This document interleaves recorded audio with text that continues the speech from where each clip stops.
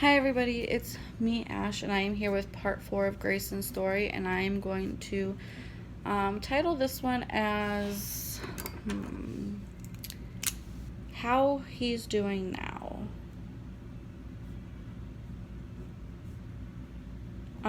So Greyson is 4 years old. He is walking. He is still very small. He's only 30 pounds. And 40 inches.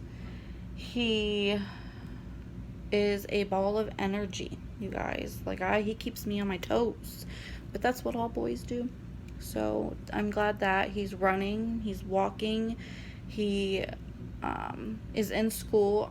He goes to a school for children with disabilities. So he started school at 3, and he did preschool at 3, and then he did last year's preschool, and then he has this year's preschool, and then he'll go into kindergarten the following year. So his preschool offers all the therapy opportunities that he needs. So speech, feeding, occupational, and physical therapy. So at the beginning of the school year, he was not able to walk up and down stairs. He wasn't really good at walking, period. He'd trip and fall all the time. And at the end of the school year, he's now running and climbing up and down stairs and not tripping as much. Sometimes he trips, but not as bad.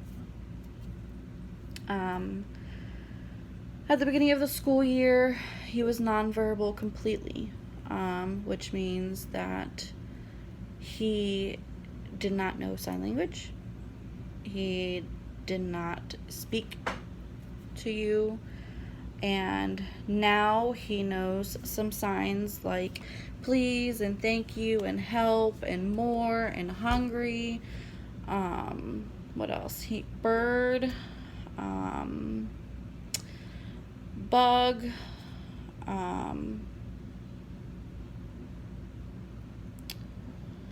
drink, that kind of stuff. I'm trying to think of other things. Oh, airplane. He can do airplane. He can do a few different things. I forget a lot of them, but he knows pretty well of how to communicate with us, even if it's through sign language, verbally, or pulling us to where he wants it, or getting it himself and handing it to you. Words wise is mama, dada, sissy. Again, no is one of his really good ones. He tries to say please, but it comes out as ease. Kitty cat, uh-oh, just little things. So we're very blessed for him to be even communicating now with us. He's still not potty trained. That's been a struggle for a while now. They do work with that at his school. Sometimes he wants to, sometimes he doesn't. The beginning of the school year, he did not know how to zip zippers or put on his book bag or help put on his clothing. And now he's doing that. He's just happy, but he's always been happy. He always has a smile on his face.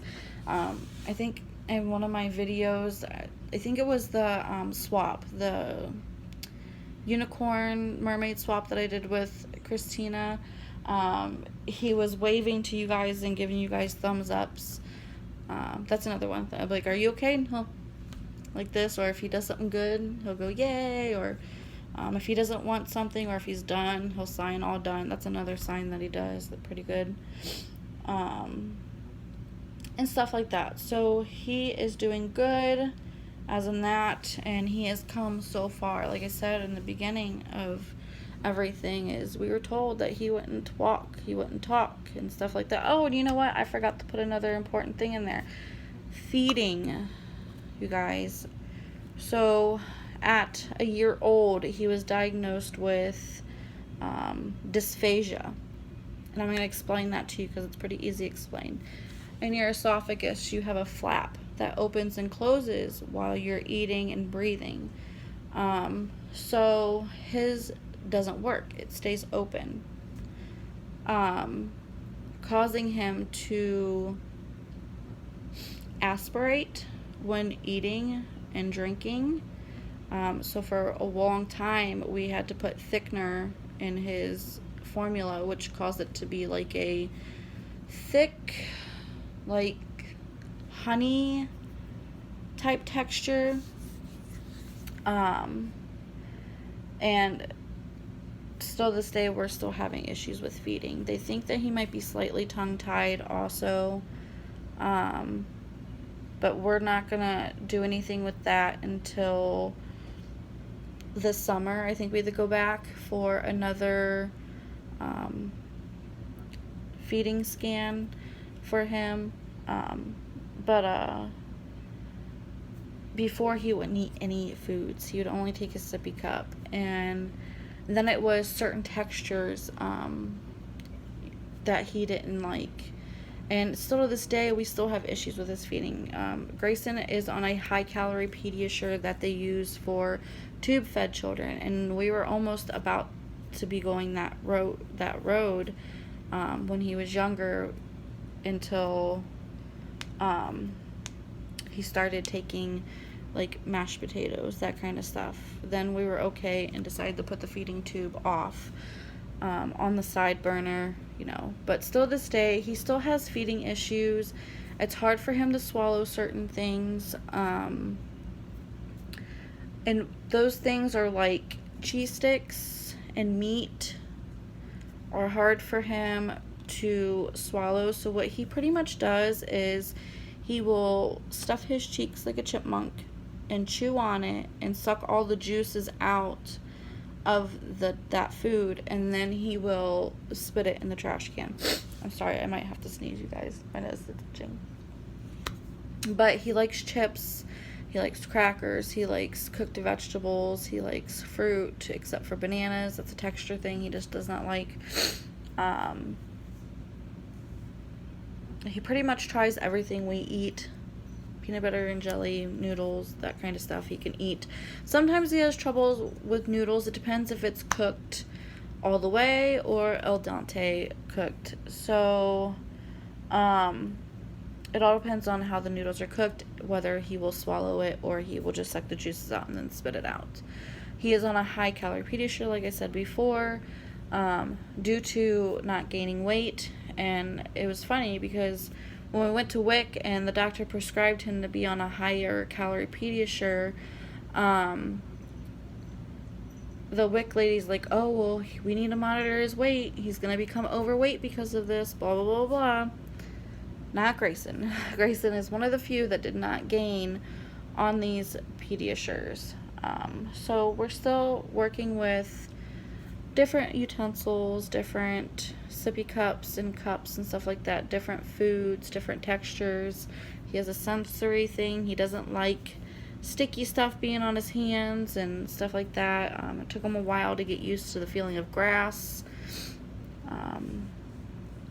So yeah, that is where we are at with Greyson, and he's happy and he's healthy and he's the most lovable child you will ever meet, and he always has a smile on your face, and